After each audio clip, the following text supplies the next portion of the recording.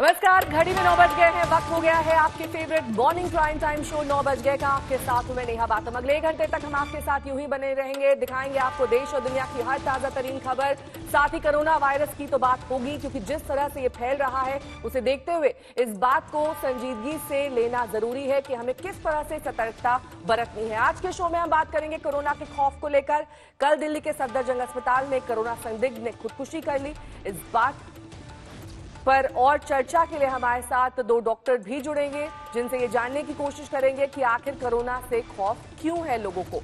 क्या ये अब मनोवैज्ञानिक समस्या बनता जा रहा है। शो में हमारे इंडिया टुडे ग्रुप की एसोसिएट एडिटर अनन्या भट्टाचार्य भी होंगी, जो अपने क्वारंटीन अनुभव को साझा करेंगे। अनन्या हमें बताएंगे कि क्वारंटीन से डरने की जरूरत नहीं है। हम कोरोना को लेकर इटली का अपडेट भी आपको दिखाएंगे, जो चीन का वुहान बनता जा रहा है। वहां कल एक ही दिन में 400 से ज्यादा लोगों की जान चली गई।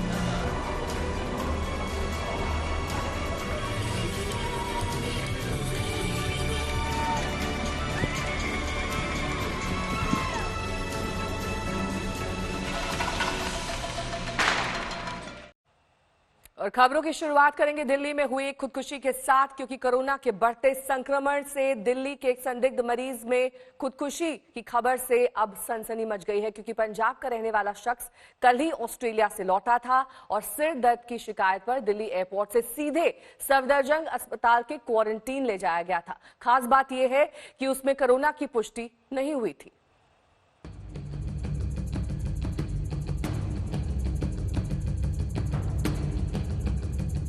कोरोना के खौफ के बीच चिंता में डालने वाली खबर।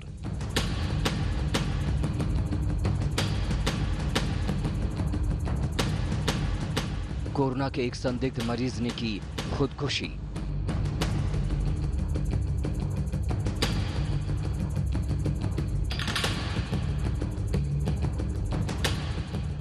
सफदरजंग अस्पताल की बिल्डिंग की छत से कूदा शख्स।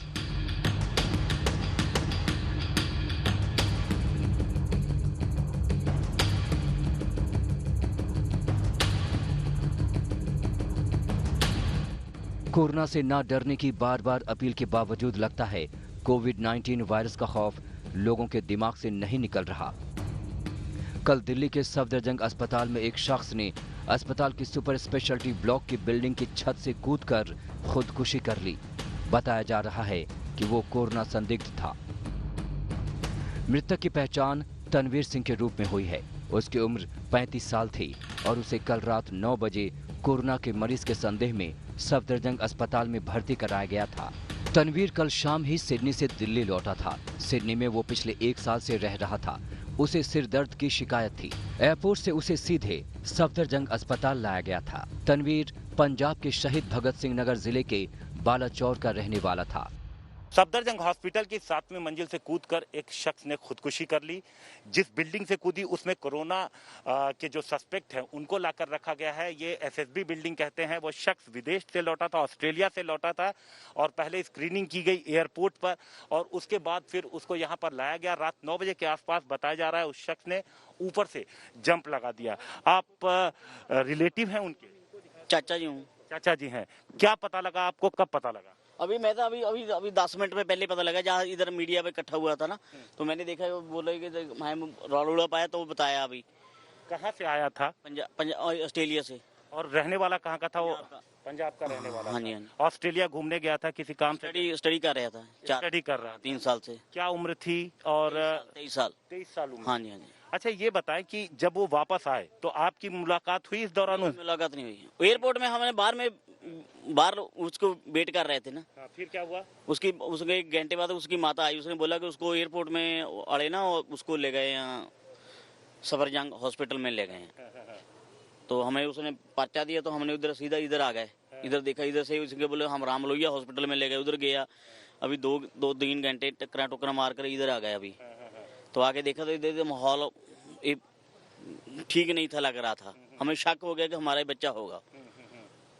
तो आप जब से वो विदेश से लौट के आया, आप मिल नहीं पाए? आपने तो 5:30 बजे तक उसकी फ्लाइट उतरी है। अच्छा, उसके बाद वहीं पर स्क्रीनिंग की गई और फिर वहीं से डॉक्टरों की टीम लेके यहाँ आ गए? कोई उसकी प्रॉब्लम है कोई नहीं थी। डॉक्टर ने कुछ बताया कि क्या हुआ था? उसने उसको बोला कि मेरा सिर दर्द है बस। उसने सिर दर्द बताया? हाँ बस। और कोई बुखार? कोई नहीं था। अभी ये साफ नहीं है कि तनवीर सिंह कोरोना संक्रमित था। जांच रिपोर्ट के बाद ही इसकी पुष्टि हो पाएगी। ऐसे में खुदकुशी की ये घटना चिंता में डालने वाली है। डॉक्टरों से लेकर सरकार और मीडिया के जरिए लगातार ये बताया जा रहा है कि कोरोना से खौफ खाने की जरूरत नहीं है। डरने की जरूरत नहीं है, भय पैदा करने की जरूरत नहीं है, अफवाह फैलाने की जरूरत नहीं है। बस इतनी सी चिंता करनी है। तो आप सबसे गुजारिश है कि कोरोना से खौफ न खाएं। कोरोना से लगातार लोग ठीक हो रहे हैं। आपकी सावधानी और सहयोग से कोरोना वायरस को पस्त किया जा सकता है। हिमांशु मिश्रा और अमरदीप के साथ अरविंद ओझा, दिल्ली आज तक। और इसी मामले पर चर्चा करने के लिए हमारे साथ डॉक्टर रवि मलिक जुड़ गए हैं। डॉक्टर रवि, क्योंकि आप लंबे वक्त से इस प्रोफेशन से जुड़े हुए हैं, आप बेहतर तरीके से समझ सकते हैं और ये बता सकते हैं कि दरअसल आखिरकार ऐसा कदम क्यों उठाया उस शख्स ने। क्या वहां पर इतना भय और दहशत का माहौल पैदा हो जाता है व्यक्ति में कि वो इस तरह का एक्सट्रीम स्टेप ले लेता है?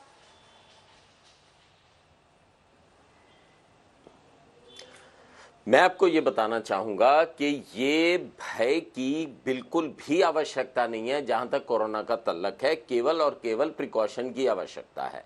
इस वक्त हिंदुस्तान स्टेज 2 में है। एक तरह से बिल्कुल वायरस जो है वो एक तरह से कंटेन्ड है, अभी कम्युनिटी में बिल्कुल नहीं फैल रहा। और दूसरी चीज ये भी बता दूं, कोरोना से भी बहुत ज्यादा एक हेल्दी व्यक्ति को डरने की आवश्यकता नहीं है। क्यों नहीं है?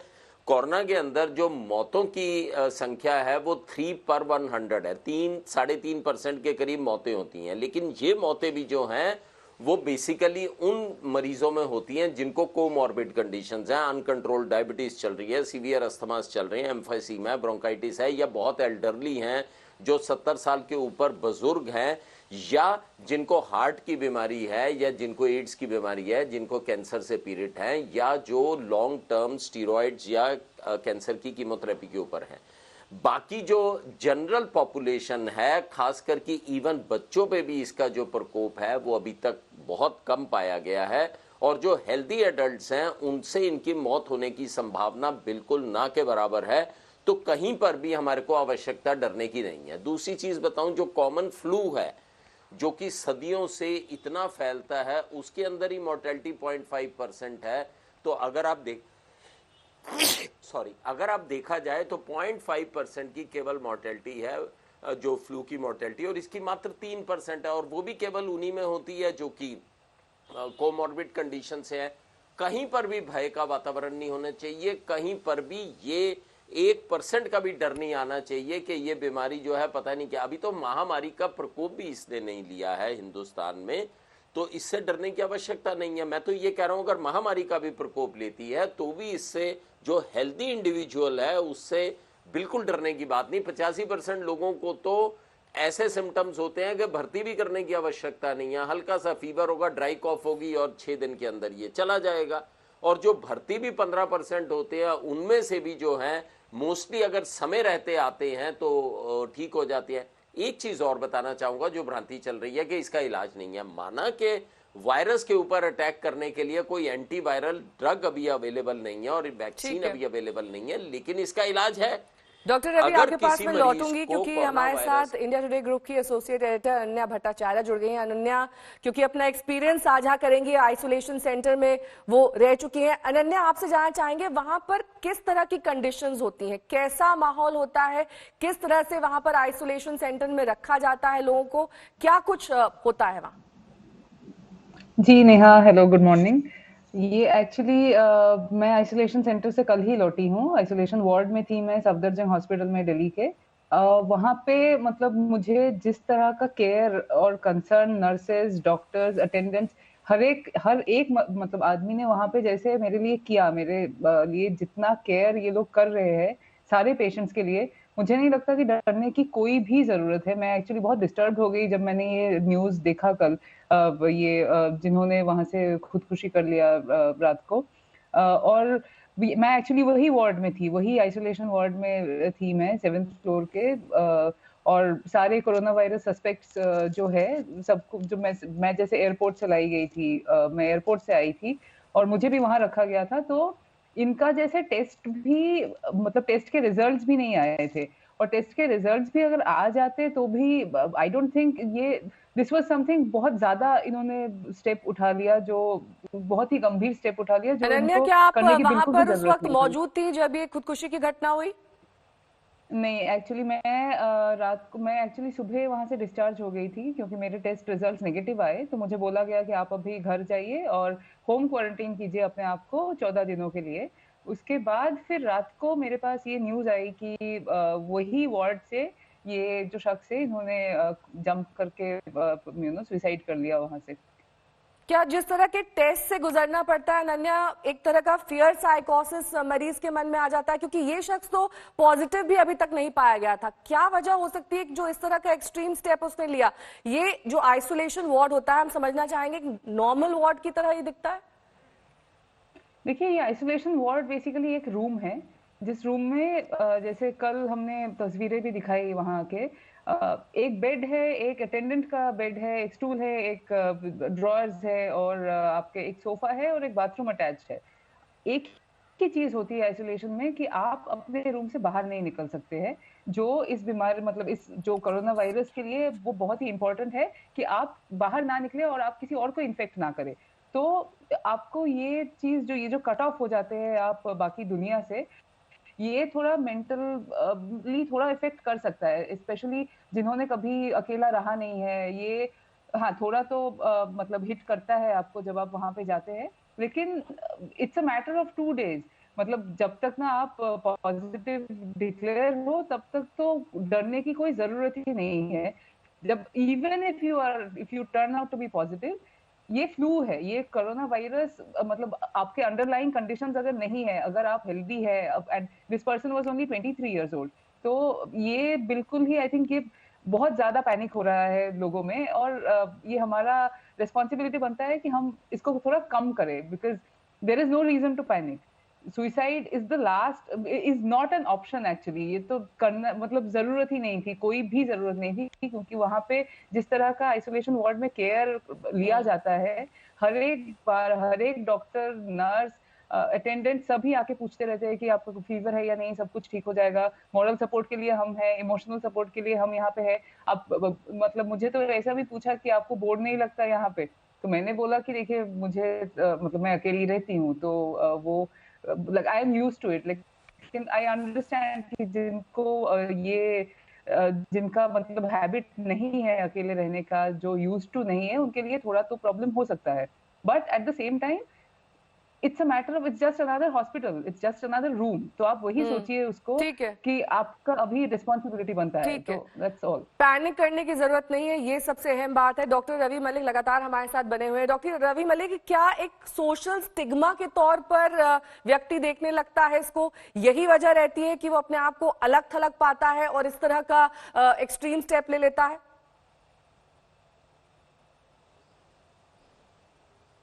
देखिए, ये सोच के ऊपर निर्भर रहता है कि कई लोग जो हैं वो ये इसको इस तरह से भी ले सकते हैं कि सोशल स्टिग्मा हो गया है, जिस तरह की सोशल स्टिग्मा हमारे इधर मेंटल इलनेसेस के साथ या ट्यूबरकुलोसिस के साथ या उनके साथ अटैच्ड है। दूसरा ये भी हो जाता है कि कई लोग बहुत ज़्यादा भय में भी आ सकते हैं, जो सोचते हों कि अब हमारे को कोरोना वायरस पॉजिटिव आ जाएगा तो हमारा क्या होगा। और कई लोग कोरोना वायरस को एकदम मौत से रिलेट करने लग जाते हैं, जो कि मैं लगातार यही चीज़ बता रहा हूं कि कोरोना वायरस और मौत का आपस में संबंध बहुत दूर दूर का है। मैं दोबारा बताना चाहूँगा, हेल्दी व्यक्ति के लिए कोरोना वायरस की वजह से मृत्यु होने की संभावना बहुत बहुत बहुत कम है। छोटा सा एक और एग्जाम्पल दूंगा कि ट्यूबरकुलोसिस से हमारे देश में 5 लाख व्यक्तियों की मौत होती है। उसके लिए तो इतना कोई पैनिक नहीं है क्योंकि हम लोग उससे यूज टू हो चुके हैं। लेकिन अगर इसके अंदर 2 मौतें भी हुई हैं तो एकदम से इतना ज्यादा भय का माहौल आ चुका है। मात्र डायरिया जो कि लूज मोशंस होते हैं, मात्र डायरिया से 5 लाख व्यक्तियों की विश्व में मौत होती है हर साल। तो हमारे को अगर हम आंकड़ों को देखें तो उस हिसाब से तो ये बीमारी अभी तक कहीं पर कहीं स्टैंड ही नहीं करती है कि हम इससे डरें। हमें डरना चाहिए ट्यूबरकुलोसिस से, कैंसर से, हार्ट की बीमारियों से, जिनसे इतनी मौतें होती हैं। लौटूंगी मैं डॉक्टर आपके पास, क्योंकि इस वक्त डॉक्टर निशा खन्ना भी हमारे साथ जुड़ गई हैं, जानी मानी साइकोलॉजिस्ट हैं। डॉक्टर निशा, बहुत बहुत स्वागत है आपका आज तक पर। आपसे यही जानना चाहेंगे, जब इस तरह की कोई घटना होती है, आत्महत्या जैसा एक्सट्रीम स्टेप कोई व्यक्ति लेता है, वो भी जो कोरोना पॉजिटिव नहीं पाया गया है, ऐसे में क्या कुछ चल रहा था उसके मन के भीतर? किस तरह से उसके दिमाग में इस तरह का कदम उठाने की चीज आई, इस तरह की बात आई? सोशल स्टिग्मा से इसको जोड़कर देखें या फिर फियर साइकोसिस से, क्या कहेंगे आप?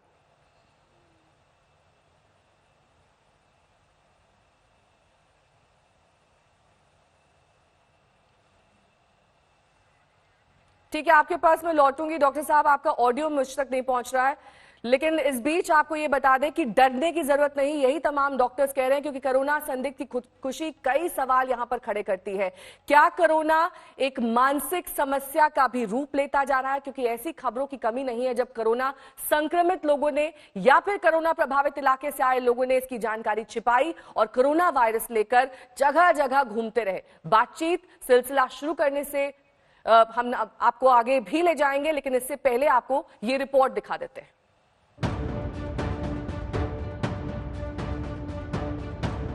आगरा पुलिस के लिए बीते कुछ दिन बेहद मुश्किल भरे रहे।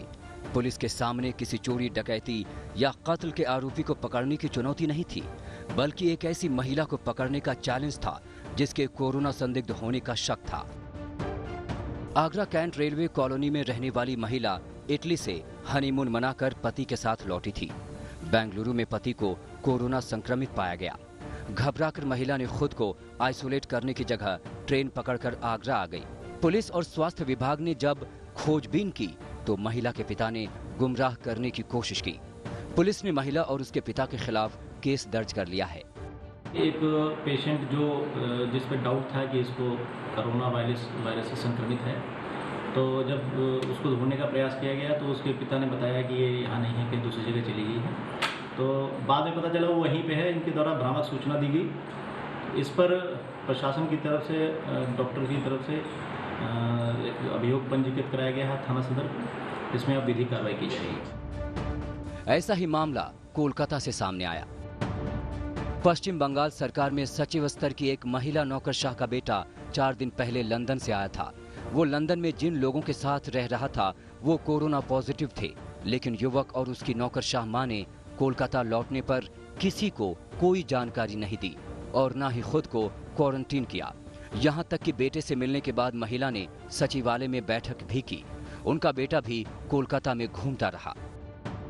कल जब इसकी जानकारी बाहर आई तो हड़कंप मच गया। युवक कोरोना संक्रमित पाया गया। हालांकि महिला अफसर और उनके पति की रिपोर्ट नेगेटिव है। ऐसी ही खबर भीलवाड़ा से आई है। शहर का एक कारोबारी कोरोना प्रभावित स्पेन से लौटा था। वो दिल्ली से उदयपुर होते हुए भीलवाड़ा आया। उसने इसकी जानकारी किसी को नहीं दी। बाद में जब उसकी हालत बिगड़ी तो प्रशासन में हड़कंप मच गया। फिलहाल उसकी रिपोर्ट का इंतजार है कि वो कोरोना संक्रमित है या नहीं। बाहर विदेश यात्रा से एक पेशेंट को लौटा है। उसको हेपेटाइटिस भी है, डायबिटीज़ भी है और अभी फ्लू के कुछ सिम्टम जो हैं, तो उसको हमने ऑब्जर्वेशन के हिसाब से यहाँ अंदर ले लिया है और उसका स्वाब लेके और हम जयपुर भिजवाएंगे। दिल्ली के पहले कोरोना मरीज की भी यही कहानी है। कारोबारी इटली से छुट्टियां मनाकर लौटा था। वो दिल्ली, नोएडा, आगरा, बुलंदशहर घूमता रहा। बाद में पता चला कि वो कोरोना संक्रमित है। सवाल उठता है कि आखिर लोग जानकारियां क्यों छिपा रहे हैं? क्वारंटीन से क्यों डरते हैं लोग? इलाज या सावधानी बरतने की जगह लोग कोरोना वायरस के वाहक क्यों बन रहे? कोरोना पर जागरूकता की तमाम उपाय क्यों फेल हो रहे? आज तक ब्यूरो। और कोरोना पर ही और बातचीत के लिए डॉक्टर निशा खन्ना हमारे साथ जुड़ी हुई है, जानी मानी साइकोलॉजिस्ट है। डॉक्टर निशा, यही आपसे मेरा सवाल था कि किस तरह से जो आत्महत्या का मामला सामने आया है, सिर्फ फियर साइकोसिस से जोड़कर देखें, डिप्रेशन से जोड़कर देखें, या फिर क्वारंटीन से जो डर था उससे जोड़कर देखा जाए?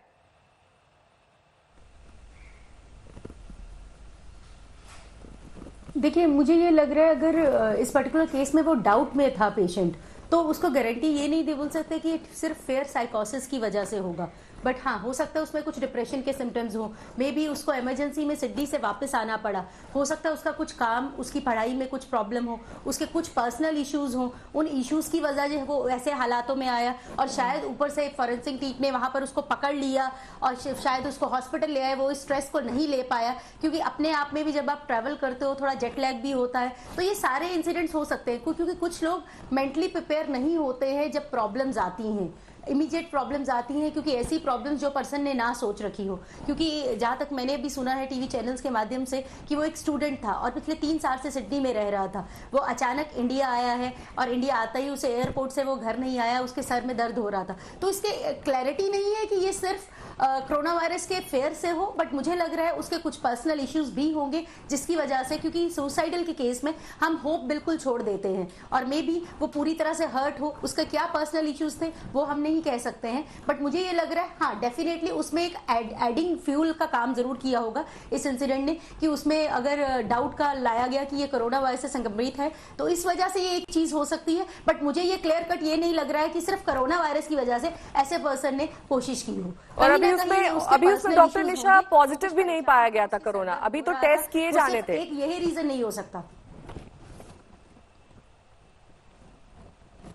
हाँ बिल्कुल, मैं वही कह रही हूँ, क्योंकि मुझे ये लग रहा है ये उसका कोई पर्सनल इशू होगा, क्योंकि सुसाइड एक ऐसी चीज है, हम एक्सट्रीम में पहुंच जाते हैं, वो कोरोना वायरस की वजह से नहीं है, क्योंकि शायद वो बहुत ज्यादा डिसहार्टेंड हो, आई डोंट नो, उसका ब्रेकअप हुआ था, उसकी पढ़ाई में कोई प्रॉब्लम आ रही थी, उसको कोई फाइनेंशियल इश्यूज थे, क्या प्रॉब्लम्स थी, और उसने कुछ प्लान किया था, उस प्लान के तहत चीजें नहीं हो पाई और अचानक उसे सिडनी से यहाँ आना पड़ा। ये हमें चीजें क्लियर नहीं है, क्योंकि हमें क्लैरिटी नहीं है तो हम ये नहीं कह सकते। बट हाँ, मुझे ये क्लैरिटी से मैं बोल सकती हूँ कि ये जरूरी नहीं है कि ये कोरोना की वजह से ही हुआ है। हाँ डेफिनेटली अगर वो परेशान था मेंटली, क्योंकि डिप्रेशन के केसेस में जब आप एक्सट्रीम डिप्रेशन में होते हो, होपफुलनेस की सिचुएशन में होते हो, और आप ये नहीं सोचते कि आगे कुछ भी हो सकता है जिंदगी में, तो आप ऐसे कदम उठाने की सोचते हो, आपका इमोशनल पेन हद से ज्यादा बढ़ जाता है, तो आप अपने आप को फिजिकली हर्ट करना चाहते हो। मोस्टली यही होता है जबकि कोई इंसान सुसाइड करता है। तो आप सोचिए कि मुझे ये नहीं लग रहा कि ये कोरोना की वजह से, हाँ, पर इस इंसिडेंट की वजह से लोगों के मन में एक डर जरूर आ गया। और मैं जैसे डॉक्टर साहब कह रहे थे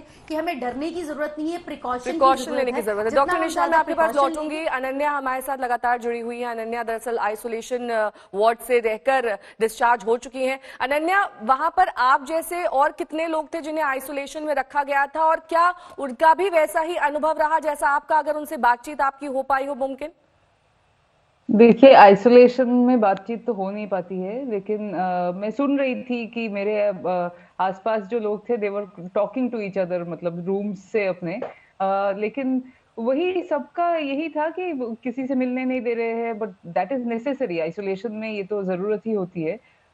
जब मैं आई थी, मतलब जब मैं गई सफदरजंग में, तब आई थिंक मैं अकेली थी उस टाइम पे, isolation like in the entire ward. उसके बाद फिर जब मैं निकली तब तो बहुत लोग आ गए थे, तो सारे एयरपोर्ट से कुछ लोगों को ले आया गया था, मोस्टली वही था वहां पे। अनन्या, जिस तरह के स्टेप्स और कदम अभी तक सरकार ने उठाए हैं, और जो मेडिकल एजेंसीज इस पर काम कर रही हैं, अस्पताल काम कर रहे हैं, डॉक्टर अपनी तरफ से जागरूकता फैला रहे हैं, ऐसे में जो सफदरजंग में इंतजाम थे वो आपको काफी लगे? आप उससे संतुष्ट थी? मैं संतुष्ट से बहुत ज्यादा थी। मैंने इतना एक्सपेक्ट नहीं किया था। जब मुझे ले गया था, मुझे लग रहा था कि गवर्नमेंट हॉस्पिटल है, पता नहीं कैसे रहूंगी, किस तरह के हालात होंगे वहां पे। लेकिन अंदर, मतलब ये आइसोलेशन वार्ड कोई प्राइवेट फैसिलिटी से कम नहीं है, इनफैक्ट बहुत बेटर है, क्योंकि वहां पे डॉक्टर्स आर द बेस्ट। सो बहुत ही साफ सुथरा है, हर वक्त सैनिटाइज किया जा रहा था, क्लीन किया जा रहा था, कोई भी चीज की कमी उन्होंने महसूस नहीं होने दिया। बैलेंस्ड मील्स थे तीनों वक्त, मतलब उन्होंने चाय और बिस्किट तक भी नहीं छोड़ा, वो भी शाम को पहुंचा दिया हम लोगों के पास। और हमेशा पूछते रहे कि कुछ भी जरूरत हो, फोन नंबर दिया गया था कि कुछ भी जरूरत हो आप कॉल कीजिए। पानी, सोप, टूथपेस्ट, टूथब्रश, कुछ भी चाहिए आप हमें बताइए, हम अरेंज कर देंगे। अगर आपको घर से कुछ मंगवाना हो तो आप वो भी कर दीजिए, हम वो के थ्रू, हम हॉस्पिटल स्टाफ के थ्रू हम आपको पहुंचा देंगे। बस एक ही चीज थी कि आप बाहर के किसी से मिल नहीं सकते हैं। आपके रूम में 4 या 5 या 6 लोग आएंगे दिन में, जो डॉक्टर्स है, नर्सेज है, अटेंडेंट्स है, आपके वाइटल्स लेंगे, आपके टेस्ट के सैंपल्स लिया जाएगा। बट ये लोग सारे जो हैजमेट सूट्स है वो पहन के आएंगे अंदर, ताकि इन्फेक्शन का कोई मतलब कॉन्ट्रैक्ट, ताकि वायरस कॉन्ट्रैक्ट ना कर पाए, क्योंकि ये बहुत ही डेलिकेट टाइम है, आपको पता नहीं है आप पॉजिटिव हो या नेगेटिव हो। तो प्रिकॉशंस जो है वो तो मतलब प्रॉपरली लिया जाना चाहिए, एंड ये हमारा बिट है जो हेल्थ केयर स्टाफ के लिए हम कर सकते हैं उतना हम, मतलब ये तो करना चाहिए हमें, हेल्थ केयर स्टाफ नहीं, सबके लिए इनफैक्ट। अनन्या, क्योंकि आपका फर्स्ट हैंड एक्सपीरियंस रहा है और आपके अनुभव से ही हम ये जानना चाहेंगे, जब एयरपोर्ट में स्क्रीनिंग की जाती है उसके बाद से लेकर अस्पताल तक क्या प्रक्रिया अपनाई जाती है? किस तरह से आपको किस गाड़ी में बिठाकर अस्पताल पहुंचाया जाता है? कैसे आइसोलेट किया जाता है अस्पताल पहुंचने तक, ताकि ये संक्रमण फैले ना? तो मैं जब लैंड की, मैं कायरो से आई, तो मैंने अपने हेल्थ फॉर्म पे एक कॉफ डिक्लेयर किया हुआ था। तो मुझे हेल्थ स्क्रीनिंग जो काउंटर था वहां पे बोला कि आप रुकिए थोड़ी देर। फिर उन्होंने डॉक्टर से बात किया और पूछा कि इनको क्या करना है, इनको होम क्वारंटाइन करे या इनको कहीं और ले जाने की जरूरत है। तो मुझे बोला गया कि आपको आइसोलेशन वार्ड थ्रू जाना पड़ेगा, आपको सफदरजंग ले जाएंगे हम। ये रात के तब 2:30 बज रहे होंगे कुछ। तो उसके बाद मुझे ये हैजमेट सूट पहनाया गया, मुझे दिया गया, तो I had to wear that. उसके बाद मुझे नीचे एयरपोर्ट पे ले जाया गया। फिर वहां पे मैं बैठी 1-1.5 घंटे के लिए, एम्बुलेंस आया, राम मनोहर लोहिया से एम्बुलेंस आया और मुझे सफदरजंग लेके गए। वही एम्बुलेंस में बैठ के पूरा हैजमेट सूट पहन के मुझे एम्बुलेंस से सफदरजंग ले जाया गया। फिर आइसोलेशन वार्ड में लिफ्ट, अलग लिफ्ट होता है ये कोरोना वायरस सस्पेक्ट्स के लिए, क्योंकि ये देखिए बहुत ही ज्यादा डेलिकेट है, बहुत ही ज्यादा संक्रामक डिजीज है। तो आप नहीं चाहेंगे कि आपकी लापरवाही के वजह से किसी को भी कुछ भी हो जाए। तो वही अलग लिफ्ट है। फिर आइसोलेशन वार्ड में मुझे ले जाया गया, जो अलग विंग है एक, और उसके बाद रूम दिखाया गया मुझे, बोला कि आप यहाँ बैठ जाइए, हम अभी डॉक्टर कोई आके आपसे बात करेगा। और बोला कि सैंपल्स आपके कल लिए जाएंगे, मतलब सुबह लिए जाएंगे और वो भेजे जाएंगे, एंड 28 से 72 घंटे लगेंगे रिजल्ट्स आने के लिए। तो मैंने तो दिमाग में वही सोच के रखा था कि अगर पॉजिटिव होता है तो 15 दिन I have to stay here, और लेकिन 2 दिन में मेरे रिजल्ट्स आ गए और वो नेगेटिव आए, तो मुझे वहां से डिस्चार्ज कर दिया गया। तो यही था। साथ ही अनन्या, बहुत से लोगों के मन में ये सवाल उठता है कि आखिरकार अगर एयरपोर्ट से ही स्क्रीनिंग शुरू हो जाती है, उसके बाद आपको आइसोलेशन सेंटर में रखा जाता है, कई बार अकेले रखने से, आइसोलेशन में रखने से कई सारी चीजें दिमाग में, जहन में आती हैं, जो इस वक्त माना जा रहा है कि हो सकता है उस व्यक्ति के भी मन में आई हो जिसने आत्महत्या जैसा एक्सट्रीम स्टेप लिया है। क्या लगता है आपको, जिस तरह की मेडिकल केयर आपको मिली, ऐसे कदम की जरूरत ही नहीं थी? क्योंकि आखिरकार उसमें तो पॉजिटिव पाया भी नहीं गया था, हो सकता है उसे डिस्चार्ज कर दिया जाता कुछ ही घंटों में या फिर अगले दिन जब भी उसके टेस्ट रिजल्ट्स आते। ऐसे में वहां के माहौल के बारे में बताइए कि किस तरह से लोगों को, क्या वहां पर एक मेंटल कंडीशनिंग भी की जाती है, डॉक्टर्स द्वारा कुछ निर्देश दिए जाते हैं? देखिए, मेरे रूम में हर दिन 5 से 6 लोग आते थे और सब मुझे यही पूछते थे कि आप ठीक है या नहीं, आप कोई चिंता मत कीजिए, इस रूम को अपने रूम की तरह समझिए, this is the best we can do is in circumstances, मतलब इन हालातों में।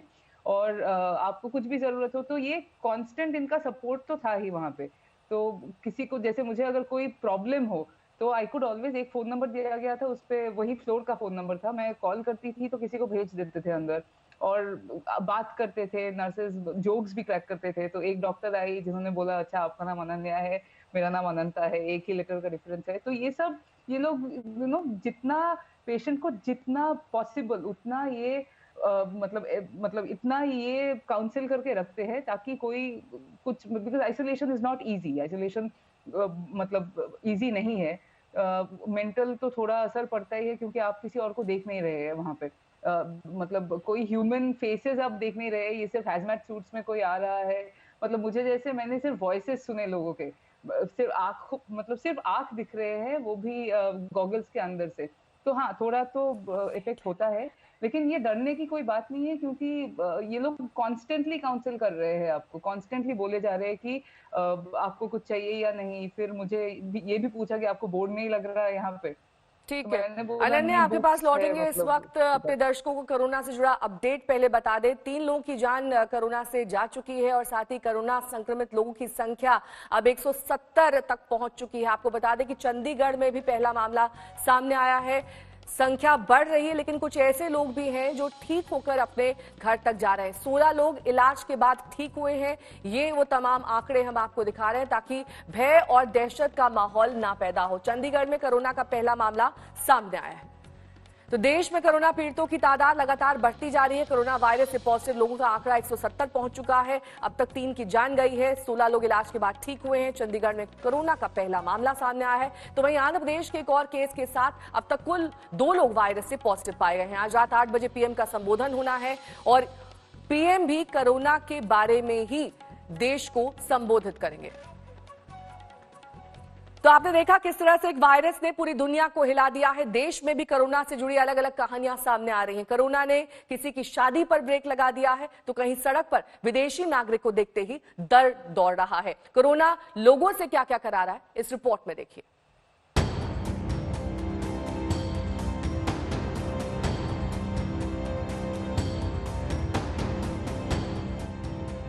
मंडप, शहनाई सब तैयार था। कार्ड बंट गए थे। मैरिज हॉल बुक था। पूजा की तैयारियां चल रही थी। रात को जश्न होना था, लेकिन ठीक 24 घंटे पहले शादी टल गई और इसकी वजह बना कोरोना। मुंबई के गावड़े और पालकर परिवार ने ये साहसिक कदम उठाकर ये संदेश दिया कि कोरोना से बचना है तो भीड़ से दूर रहना जरूरी है। हम लोग ने ये बीमारी फैल गया ज़्यादा करके, इसके लिए हम लोग ने कल से डिसाइड किया कि ये पोस्टपोन करेगा हम लोग का शादी। अपने सामने का जो सामने पार्टी वाले को भी हम लोग ने, सामने लड़के वाले को भी पूछा, वो लोग ने भी जवाब दिया कि हम लोग को पोस्टपोन करेंगे ये शादी। ये काफिला ईरान से एयरलिफ्ट कर भारत लाए गए 195 लोगों का है, जिन्हें जैसलमेर के मिलिट्री स्टेशन ले जाया गया है। एयर इंडिया के 2 विशेष विमान से बुधवार को इन्हें जैसलमेर पहुंचाया गया। इससे पहले 289 भारतीयों को सेना वेलनेस सेंटर ला चुकी है। सभी को आइसोलेशन में रखा गया है। कोरोना के कहर के बीच कोलकाता से एक हैरान करने वाली खबर आई। पुलिस ने नारायण चटर्जी नाम के शख्स को गिरफ्तार किया है। आरोप है कि नारायण ने धोखे से एक पुलिस वाले को प्रसाद के नाम पर गोमूत्र पिला दिया, जिससे उसकी तबीयत खराब हो गई। ये कोरोना का ही कहर है कि यूपी के महोबा में लोगों ने जैसे ही 2 विदेशी सैलानियों को बस स्टॉप पर देखा, हड़कंप मच गया। आनन फानन में पुलिस दोनों को जिला अस्पताल ले गई है। आइसोलेशन वार्ड में रखा। जांच के बाद दोनों को वापस भेज दिया गया। With the hospital, we went to see 5 doctors. They examined our full body, but we were tested negative, so we are fully healthy. Maharashtra के पालघर में भी गजब हो गया। चलती ट्रेन से 4 छात्रों को उतार दिया गया। ये सभी जर्मनी से लौटे थे। मुंबई एयरपोर्ट उतरे। बांद्रा से गरीब रथ में सवार होकर बड़ौदा जा रहे थे, लेकिन इन्हें जबरदस्ती पालघर उतार दिया गया। चारों के हाथ पर होम क्वारंटाइन का स्टैंप था। स्वास्थ्य विभाग टीम ने जांच के बजाय सबको निजी वाहन से बड़ौदा भेज दिया। ये चंदौली की तस्वीरें हैं। रेलवे स्टेशन पर आरपीएफ और जीआरपी के जवान रेल यात्रियों को साफ सफाई के लिए जागरूक कर रहे हैं। चंदौली स्थित डीडीयू जंक्शन से रोजाना कई ट्रेनें निकलती हैं। ऐसे में ये अभियान और भी जरूरी हो जाता है। अलवर में एक डॉक्टर दंपति ने विदेश से लौटने की बात छिपाकर पूरे अस्पताल और मरीजों की जिंदगी को खतरे में डाल दी है। 12 मार्च को काम पर लौटे पति पत्नी लगातार इलाज करते रहे। 13 मार्च को जब विदेश से लौटने वालों की सूची में इनका नाम होने का खुलासा हुआ तो अस्पताल में हड़कंप मच गया। दोनों को होम आइसोलेशन में रखा गया है। 2 टीमें बनाकर इन डॉक्टरों के संपर्क में आए लोगों की जांच की जाएगी। आज तक ब्यूरो। साइकोलॉजिस्ट निशा खन्ना हमारे साथ जुड़ी हुई है। डॉक्टर निशा, आपसे यही जानना चाहेंगे कि कोरोना के मद्देनजर स्कूल कॉलेज बंद कर दिए गए हैं, लोग घरों से काम कर रहे हैं, वर्क फ्रॉम होम है। ऐसे में जो इंडिया का कल्चर है दरअसल वो मिलने जुलने का होता है, लोग काफी ज्यादा मिलनसार होते हैं। इस तरह का आइसोलेशन घर पर रहकर कितना संभव हो पाएगा लोगों के साइकोलॉजी के मद्देनजर, क्योंकि लोग यहाँ पर इस तरह की चीजों से दो चार है ही नहीं, कैसे वो अपने आप को इस तरह की चीज से एडजस्ट करें?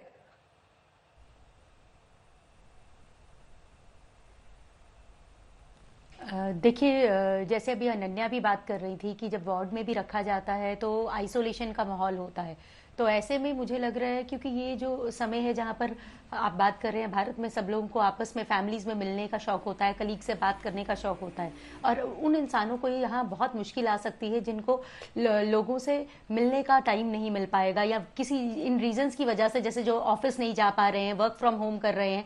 बट इस टाइम को अगर हम देखें तो हम पॉजिटिवली स्पेंड करें, अपनी हॉबीज डेवलप करें। अगर आपको काम से छुट्टी मिल रही है, आप स्कूल और कॉलेज के जैसे पेपर्स भी रद्द हो गए हैं, आप ऑफिस में भी जो है एम्प्लॉइज हैं उनकी जो आने की संख्या है कम हो गई है, ऐसे माहौल में अगर आप अपने आप को पॉजिटिविटी पर लाए, अपने आप को हॉबीज और इंटरेस्ट में इन्वॉल्व करें, बुक रीडिंग में लगे, अगर आपकी कोई क्रिएटिविटी का शौक है उसमें खुद को इन्वॉल्व करें। क्योंकि अगर जैसे अनन्या ने भी बताया, अगर कोई पेशेंट आइसोलेटेड स्टेट में भी रहता है जहां उसका कॉन्टेक्ट ह्यूमन से नहीं रहता है, उस स्टेज में भी अपने आप को पॉजिटिव रखना बहुत मुश्किल है। ऐसे में होपफुल होना बहुत जरूरी है और साथ ही साथ अपनी इमोशंस को, अपनी नेगेटिविटी को क्रिएटिविटी में कन्वर्ट करना बहुत जरूरी है। अगर आपको कोई पेन भी हो रहा है, क्योंकि इस बीमारी का एक अपने आप में बहुत ज्यादा डर है, उस डर के जौन से भी ख्यालात आ रहे हैं, ऐसे में हमेशा हम बोलते हैं अगर ऐसे हालातों में जब आपके पास कोई भी आपकी बात और आपकी चीजों को शेयर करने के लिए नहीं होता है, आप एक पेपर लीजिए, उसमें अपने नेगेटिव थॉट्स को लिखिए और बिना पढ़े उसे फाड़ कर फेंक दीजिए।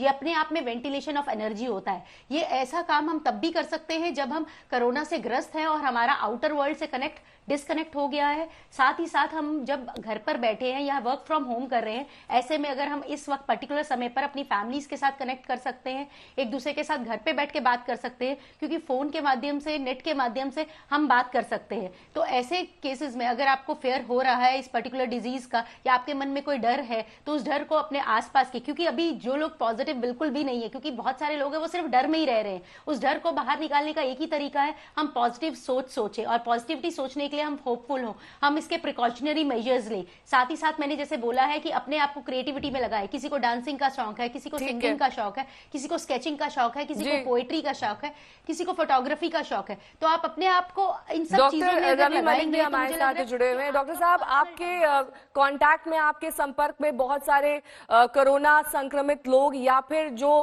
पोटेंशियल कोरोना प्रभावित हो सकते हैं, ऐसे तमाम लोग आते होंगे, टेस्ट भी करने के लिए ये लोग आते होंगे। इनकी जब आपसे बातचीत होती है, क्या सबसे बड़ा भय इनके मन में रहता है? किस बात को लेकर इस वक्त सबसे ज्यादा डर और खौफ है?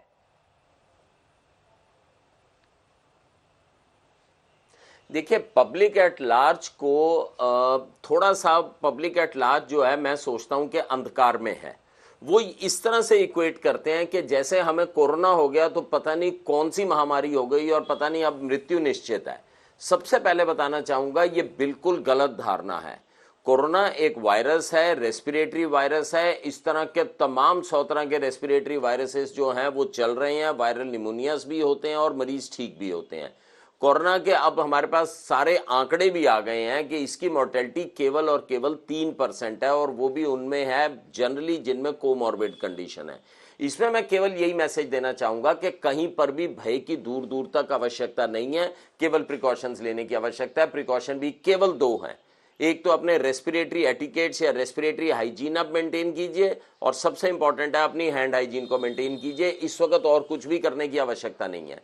दूसरे हिसाब से अब सकारात्मक रूप से अगर देखें, 130 करोड़ की आबादी वाले देश के अंदर अगर मात्र 130 व्यक्ति पॉजिटिव पाए गए हैं इतने समय में, तो चांसेस बहुत कम है कि ये और ज़्यादा बहुत बहुत बड़ा महामारी का प्रकोप लेगा। इसको भी हमें पॉजिटिवली लेके चलना है। हमें ये नहीं सोचना कि ये महामारी आई और हम इससे ग्रस्त होंगे ही होंगे। सबसे बड़ी चीज़ ये भी है कि क्योंकि लोग घरों के अंदर हैं आजकल, बाहर नहीं जा रहे हैं, तो ये बड़ी इंपॉर्टेंट चीज डॉक्टर निशा ने भी बताई है कि अपनी हॉबीज के ऊपर देखें, इसको एज अपॉर्चुनिटी देखें, अपनी सेल्फ डेवलपमेंट करें, और सबसे बड़ी चीजें अंधकार में ना रहें, उजाले में आए, और डॉक्टरों से और सबसे सलाह लें कि ये बीमारी क्या है, क्या इससे इतना डरने की आवश्यकता है कि नहीं है। और मैं एक चीज और आपको दावे के साथ बता सकता हूं कि और ऐसे में काफी कारगर होगा कोरोना वायरस से निपटने के लिए। ये जहां देखिए, डेफिनेटली इम्यून सिस्टम हम लोगों का कारगर है और वो निपटने में भी कामयाब होगा। लेकिन सबसे अच्छी चीज ये है कि मीडिया के जरिए आज बच्चे को मालूम है कि इस बीमारी के साथ में हम किस तरह से आगे अपना बचाव कर सकते हैं, और सारी सरकारें लगी हुई हैं, इंटरनेशनल एजेंसीज लगी हुई हैं, और हमारे को सिल्वर लाइनिंग देखनी है। हम लोगों को ये देखना पॉजिटिविटी क्या है। हो सकता है कि विद इन 2 मंथ्स जो है हमारे पास में वैक्सीन अवेलेबल हो जाए, हो सकता है इसकी एकदम से दवाई आ जाए, और हो सकता है कि विद द कमिंग समर्स, मैं आपको एक चीज और बता दूं, ये वायरस समर्स में कैसे बिहेव करेगा कहना बड़ा मुश्किल है, लेकिन आमतौर पे रेस्पिरेटरी वायरसेस समर के आते ही खत्म हो जाते हैं, गर्मी के अंदर खत्म हो जाते हैं। ये सिर्फ ह्यूमिडिटी और सर्दी के साथ ज्यादा बढ़ते हैं। तो बहुत सारी चीजें हैं, जबकि इसकी पुष्टि नहीं हो पाई है कि कोरोना वायरस कैसे बिहेव करेगा, लेकिन वी कैन बी ऑप्टिमिस्टिक। हमारे पास इतने सारे पॉइंट हैं जो कि पॉजिटिविटी की तरफ है, नेगेटिविटी की तरफ कुछ भी नहीं है। और सबसे बड़ी चीज है कि इसमें इतना जबरदस्त जो स्टेप लेने की तो कहीं दूर तक डॉक्टर रवि मलिक लौटेंगे। तमाम खास मेहमान हमारे साथ जुड़े हुए हैं इस पर चर्चा के लिए, लेकिन आपको बता दें कि इटली में कोरोना ने ऐसा कहर बरपाया है कि एक दिन में 475 लोग, जी हां 475 लोगों की जान चली गई है, और अमेरिका में भी 2 सांसद कोरोना की चपेट में पाए गए हैं। सबसे ताकतवर देश में 150 कोरोना पीड़ित हैं। इटली में एक दिन में 475 लोगों की मौत, फ्रांस में एक दिन में 89 लोगों की सांसें उखड़ी, स्पेन में एक दिन में 107 मरीजों को कोरोना ने अपना शिकार बनाया। ये आंकड़े पूरी दुनिया को हिलाने के लिए काफी है। किसी दैत्य की तरह कोरोना काल बनकर इटली पर कहर बरपा रहा है। इटली में एक दिन में 475 लोगों की जान जाना खतरे की घंटी है। ये किसी भी देश में 24 घंटे के अंदर कोरोना से मरने वालों की सबसे ज्यादा तादाद है, चीन से भी ज्यादा। डर है कि अगर इसी रफ्तार से कोरोना के कदम इटली में बढ़ते गए तो ये चीन की त्रासदी को भी पीछे छोड़ देगा। कोरोना के खौफ का आलम यह है कि इटली पूरी तरह से लॉकडाउन हो गया है। किसी को भी शहर छोड़ने की इजाजत नहीं है। जो जहां है उसे वहीं पर रहने की हिदायत दी गई है। ऐसे में मिलान शहर में सन्नाटा पसरा है। मिलान शहर की यह तस्वीर 22 जनवरी 2020 की है। एक आम शहर की तरह यहाँ भी रौनक थी, लेकिन 2 हफ्ते भी नहीं बीते कि 4 मार्च 2020 को मिलान शहर की रौनक बदरंग हो गई। कला, संस्कृति और संग्रहालय इस शहर की पहचान है। यहाँ हमेशा रौनक रहती है, लेकिन कोरोना वायरस के खौफ के साए में ये शहर आज कैद है।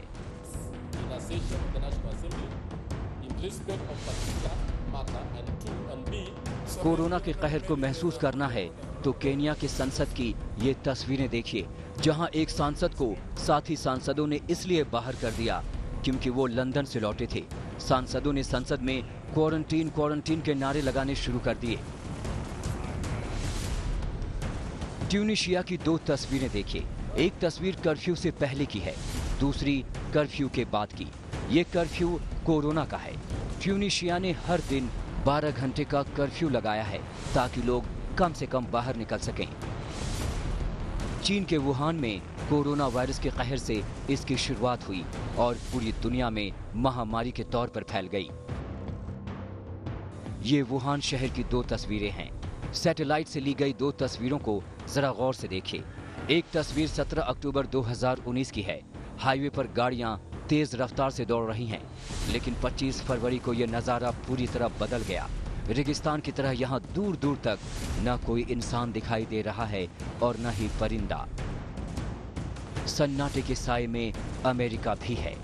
अमेरिका का फ्लोरिडा राज्य इसकी 2 तस्वीरें बताने के लिए काफी है कि जिसके पास ताकत भी है और तकनीक भी आज कैसे लाचार है।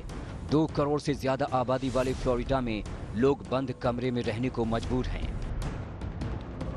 जो तस्वीर 15 मार्च 2020 की थी वो 24 घंटे में ही बदल गई। कोरोना के खौफ से फ्लोरिडा में सन्नाटा पसर गया। To unleash the full power of the federal government in this effort today, I am officially declaring a national emergency. In furtherance of the order, I'm urging every state to set up emergency operation centers effective immediately. You're going to be hearing from some of the largest companies and greatest retailers. Corona के खौफ से दुनिया के दूसरे कोने में भी सन्नाटे का आलम है। जापान, कोरिया, ऑस्ट्रेलिया समेत दुनिया के 160 से ज्यादा देश कोरोना वायरस की चपेट में हैं। आज तक ब्यूरो। चिराग गोठी इस वक्त तमाम जानकारी के साथ हमारे साथ दिल्ली से जुड़ गए हैं। चिराग, क्या सरकारी दफ्तरों को बंद करने पर भी विचार किया जा रहा है और आज दिल्ली सरकार इस पर फैसला ले सकती है?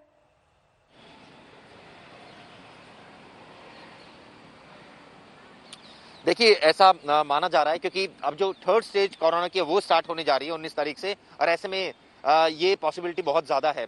लेकिन जहाँ तक बात है 170 केसेस आ चुके हैं, कई क्योर भी हुए हैं और 3 की मौत भी हुई है। तो कहीं ना कहीं एक तरह से कहा जाए विदेशों में इतना ज़्यादा फैल रहा है तो यहाँ तो पॉसिबिलिटी बहुत ज़्यादा है। इसी बात को लेकर थोड़ा डर है और यही वजह है कि प्रधानमंत्री संबोधित भी करेंगे आज देश को और बताएंगे कि क्या इसके उपाय हैं और किस तरह से जो है डील करना है सिचुएशन को। लेकिन कहीं ना कहीं नेहा, ये नहीं कहा जा सकता कि भय नहीं है और ये नहीं कहा जा सकता कि जो संक्रमण है वो कहीं ना कहीं बहुत ज्यादा इफेक्ट करने वाला नहीं है। हालांकि मैं अभी डॉक्टर साहब को सुन रहा था, वो कह रहे थे कि बहुत 130 करोड़ कोरोना के बढ़ते संक्रमण से दिल्ली में एक संदिग्ध मरीज की खुदकुशी से सनसनी मच गई। पंजाब का रहने वाला एक शख्स कल ही ऑस्ट्रेलिया से लौटा था और सिर दर्द की शिकायत पर उसे दिल्ली एयरपोर्ट से सीधे सफदरजंग अस्पताल में भर्ती कराया गया था। खास बात यह है कि उसमें कोरोना की पुष्टि नहीं हुई थी।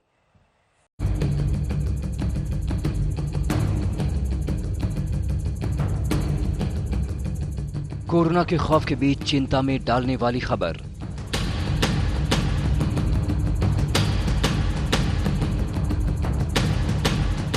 कोरोना के एक संदिग्ध मरीज ने की खुदकुशी।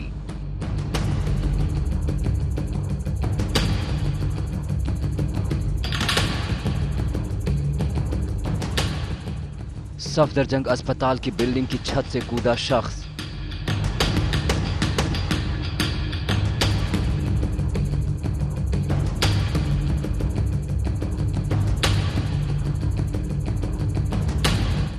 कोरोना से ना डरने की बार बार अपील के बावजूद लगता है कोविड-19 वायरस का खौफ लोगों के दिमाग से नहीं निकल रहा।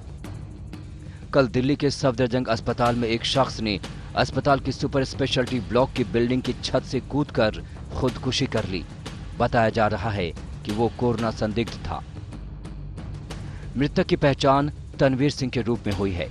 उसकी उम्र 35 साल थी और उसे कल रात 9 बजे कोरोना के मरीज के संदेह में सफदरजंग अस्पताल में भर्ती कराया गया था।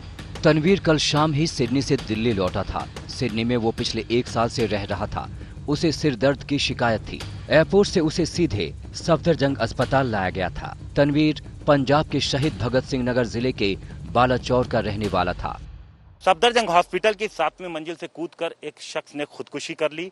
जिस बिल्डिंग से कूदी उसमें कोरोना के जो सस्पेक्ट हैं उनको लाकर रखा गया है। ये एसएसबी बिल्डिंग कहते हैं। वो शख्स विदेश से लौटा था, ऑस्ट्रेलिया से लौटा था और पहले स्क्रीनिंग की गई एयरपोर्ट पर और उसके बाद फिर उसको यहाँ पर लाया गया। रात 9 बजे के आसपास बताया जा रहा है उस शख्स ने ऊपर से जंप लगा दिया। आप रिलेटिव हैं उनके? चाचा जी हूँ। चाचा जी हैं। क्या पता लगा आपको, कब पता लगा? अभी मैं तो अभी 10 मिनट में पहले पता लगा, जहाँ इधर मीडिया पे इकट्ठा हुआ था ना, तो मैंने देखा वो बोले कि रोड़ा पाया तो वो बताया। अभी कहाँ से आया था? पंजाब ऑस्ट्रेलिया से। और रहने वाला कहाँ का था वो? पंजाब का रहने वाला। हाँ जी, हाँ जी। ऑस्ट्रेलिया घूमने गया था किसी काम से? स्टडी कर रहा था। स्टडी कर रहा था 3 साल से। क्या उम्र थी? और 23 साल। 23 साल उम्र। हाँ जी, हाँ जी। अच्छा, ये बताएं कि जब वो वापस आए तो आपकी मुलाकात हुई? इस दौरान मुलाकात नहीं हुई। एयरपोर्ट में हमने बाहर उसको वेट कर रहे थे ना। फिर क्या हुआ? उसके 1 घंटे बाद उसकी माता आई। उसने बोला कि उसको एयरपोर्ट में अड़े ना और उसको ले गए यहाँ सफदरजंग हॉस्पिटल में ले गए। तो हमें उसने पर्चा दिया तो हमने उधर सीधा इधर आ गए। इधर देखा, इधर से उसके बोले हम राम लोहिया हॉस्पिटल में ले गए। उधर गया, अभी 2-3 घंटे टकरा मार कर इधर आ गए। अभी तो आगे देखा तो इधर माहौल ठीक नहीं था, लग रहा था। हमें शक हो गया कि हमारा बच्चा होगा।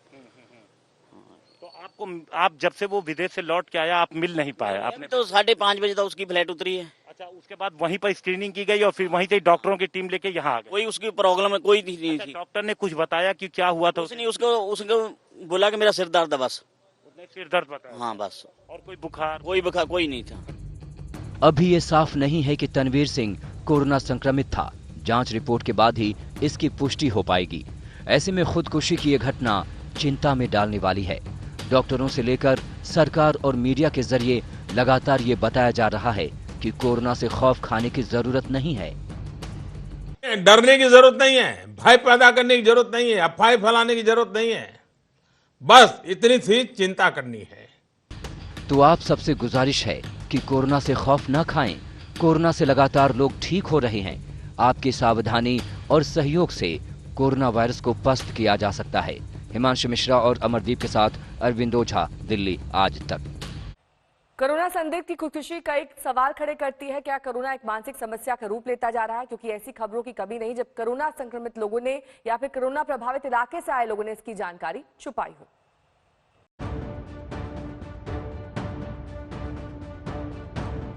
आगरा पुलिस के लिए बीते कुछ दिन बेहद मुश्किल भरे रहे।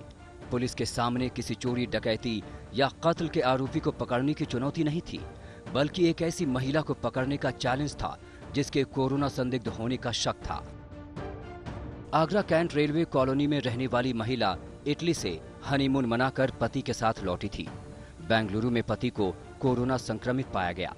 घबराकर महिला ने खुद को आइसोलेट करने की जगह ट्रेन पकड़कर आगरा आ गई।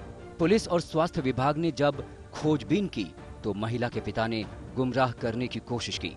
पुलिस ने महिला और उसके पिता के खिलाफ केस दर्ज कर लिया है।